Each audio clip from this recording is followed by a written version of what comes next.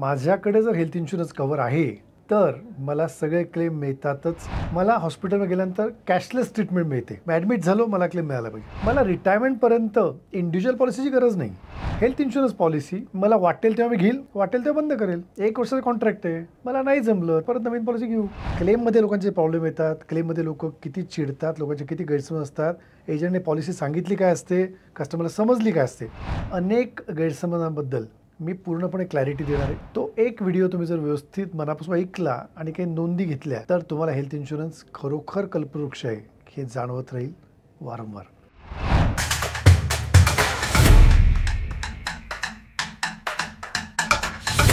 नमस्कार.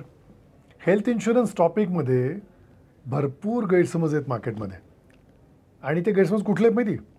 पहिला गैरसमज असा आहे, माझ्याकडे जर हेल्थ इन्शुरन्स कव्हर आहे तर मला सगळे क्लेम मिळतातच आणि मिळालेच पाहिजे. ओके, कुठला असं नाही की हा क्लेम मिळाला नाही तो क्लेम मिळाला नाही. मी ॲडमिट झालो, मला क्लेम मिळाला पाहिजे. हा पहिला गैरसमज आहे. दुसरा गैरसमज, मला हॉस्पिटलमध्ये गेल्यानंतर कॅशलेस ट्रीटमेंट मिळते असं सांगण्यात येतं मार्केटमध्ये की मी पॉलिसी घेतली, तुम्ही पॉलिसी घेतली आणि तुम्ही हॉस्पिटलमध्ये ॲडमिट झाले तर तुम्हाला 1 रुपया खर्च येत नाही. तुम्ही पूर्णपणे खर्च करायचा, हॉस्पिटलचा खर्च करायचा, हॉस्पिटल बाहेर यायचं, तुम्हाला 1 रुपया पे करावं लागत नाही. हा दुसरा गैरसमज आहे. तिसरा गैरसमज, माझी कॉर्पोरेट पॉलिसी आहे, माझं कॉर्पोरेट कव्हर आहे, मी एका फार मोठ्या प्रथितयश नामांकित कंपनीमध्ये खूप टॉप लेवलला आहे. माझं हेल्थ इन्शुरन्स कव्हर दिलं आहे कंपनीने 10 लाख 20 लाख सम इन्शुरन्सचं. आणि हे कव्हर असल्यामुळे मला रिटायरमेंटपर्यंत इंडिव्हिज्युअल पॉलिसीची गरज नाही. कॉर्पोरेट पॉलिसीचं कव्हर असल्यामुळे रिटायरमेंटपर्यंत मला काही कव्हर घ्यायची गरज नाही इंडिव्हिज्युअल. आणि मी जेव्हा रिटायरमेंट बाहेर येईल तेव्हा वाटेल तेव्हा इंडिव्हिज्युअल कव्हर माझं घेऊ शकतो आणि कंपनी देणार आहेत, मला मिळणार आहे. कारण काय, मी पैसा मोजतो आहे ना. हा गैरसमज आहे. ओके. चौथा गैरसमज, हेल्थ इन्शुरन्स पॉलिसी मला वाटेल तेव्हा मी घेईल, वाटेल तेव्हा बंद करेल. 1 वर्षाचं कॉन्ट्रॅक्ट आहे. मला नाही जमलं तेव्हा नव्हता पैसा बंद केली पॉलिसी. जेव्हा आला पैसा परत नवीन पॉलिसी घेऊ. मी कधी एजंट चेंज करेल, कधी कंपनी चेंज करेल, मी पोर्टेबिलिटी वाटेल ते घेऊ शकेल. हे गैरसमज आहेत आणि हे गैरसमज खूप सिरियस आहे. आता हे जे मी बोललो ना तुम्हाला, हे गैरसमज आहेत, तर हे गैरसमज दूर कसे करायचे यासाठीच तर चॅनल चालू केलं नाही.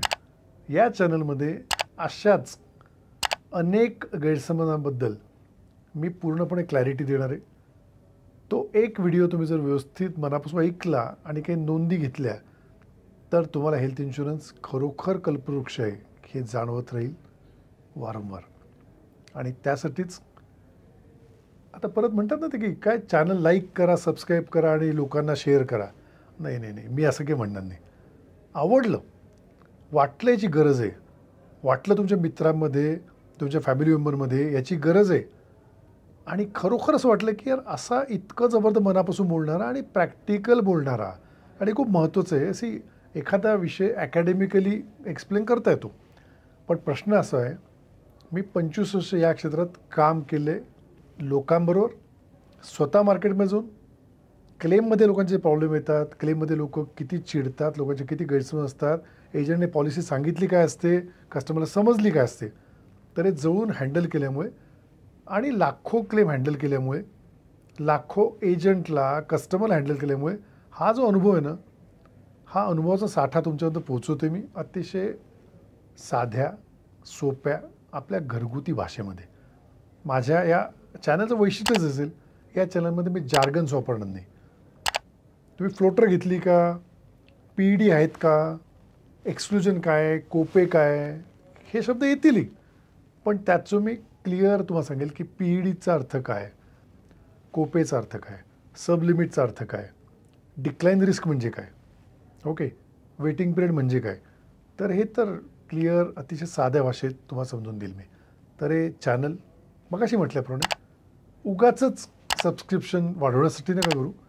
आवडलं असेल, अपील होतं कुठेतरी उद्या जाणवते, यस हा जो व्यक्ती बोलतो याच्यात दम आहे आणि ते खरं आहे, तर मग तुम्हाला आवडलं तरच सबस्क्राईब करा, शेअर करा, लाईक करा. थँक्यू.